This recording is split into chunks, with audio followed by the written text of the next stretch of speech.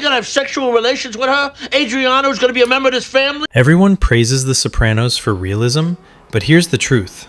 Tony and Adriana's fling is the most unrealistic part of the entire show. Few storylines in The Sopranos provoke as much irritation as the clumsy flirtation between Tony Soprano and Adriana La Cerva in Season 5.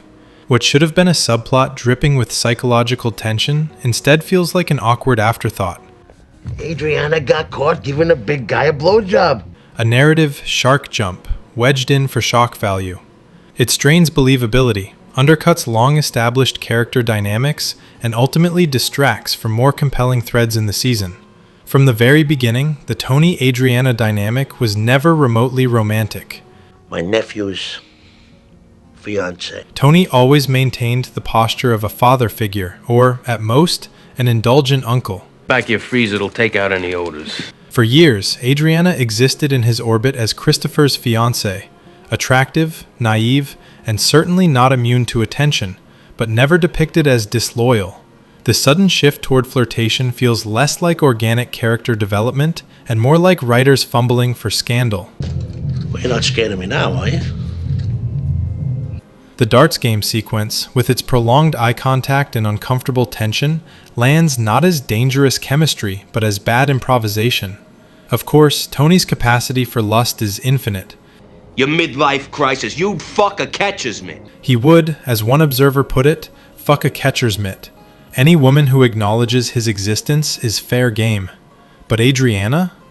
We'd like your permission to put a listening device in your business. The woman who spends half the season terrified that Tony will discover her FBI entanglement?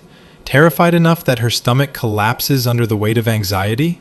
Expecting her to simultaneously cozy up to him romantically requires a suspension of disbelief even David Chase couldn't sell. That's a search warrant. Your office, your club, your cocaine. Yes, one can argue that Adriana's vulnerability, cocaine intake, and desperation for escape might lead her to cling to Tony, the ultimate hero figure in her warped environment. You're going to be working with Agent Sanseverino here. When Chris is beating her down and the feds are breathing on her neck, perhaps she sees in Tony both security and temporary relief. That explanation salvages some realism, but it's still awkward, uncomfortable, and inconsistent with the character as established. Tony's spending so much time at the club. More importantly, it ignores the fact that the FBI's push for her to get closer to Tony was never portrayed as remotely within her limited skill set. She was an FBI agent, Christopher. Adriana was a disastrous liar, incapable of finesse. The notion that she could manipulate Tony through seduction for information is absurd on its face. Then there's Tony himself. For all the show's insistence that he's a calculating sociopath, his behavior here is reduced to the laziest cliché. The lonely boss, newly estranged from his wife, sniffing around his nephew's fiancée. That may technically be realistic. Plenty of powerful older men exploit younger women in their circles. But realism alone doesn't justify narrative laziness. The show had already established Tony's predatory instincts. The boss sleeping with the other guy's fiancée? Recycling them with Adriana, of all people, dilutes both characters and insults the audience's intelligence. Plus, I got the roots in the pipe to the street. What makes the entire arc especially grating is its placement within The Sopranos' grander themes. The series has always explored how Tony's moral corrosion destroys familial bonds. By season 5, he has tried to kill his uncle, clashed fatally with his mother, and executed his best friend. Every blood tie and friendship eventually buckles under the weight of mob realities. He fucked the guy's fiancée. The thing with Adriana? In that light, yes, sleeping with Adriana would be thematically consistent. Tony violating yet another bond, this time with Christopher. But consistency of theme doesn't absolve poor execution.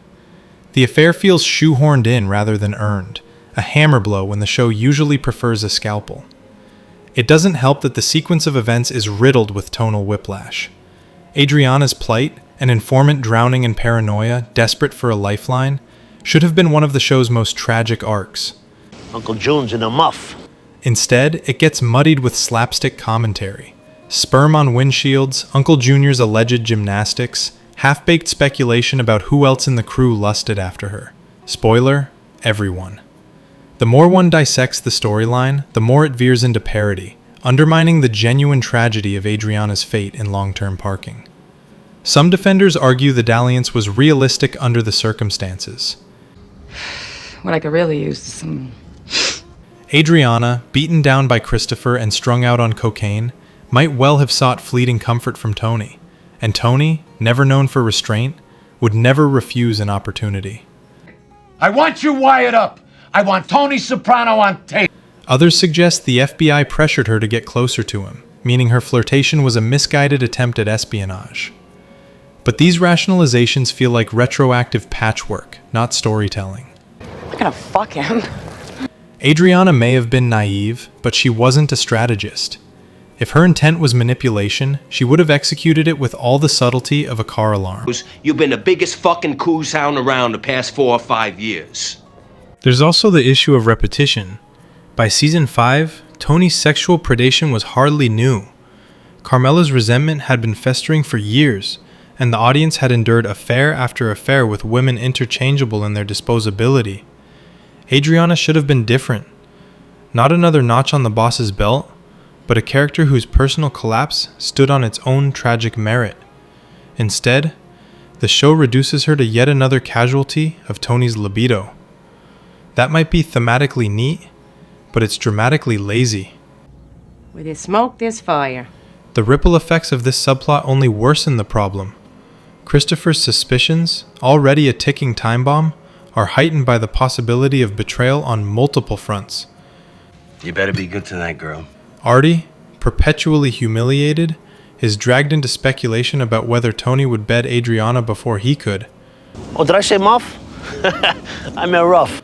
Even Uncle Junior, whose sexual misadventures already border on slapstick, becomes an unwilling participant in the running commentary. Oh, there's been all these problems with the Crazy Horse and... The whole thing snowballs into farce, cheapening what should have been a harrowing descent toward Adriana's inevitable demise.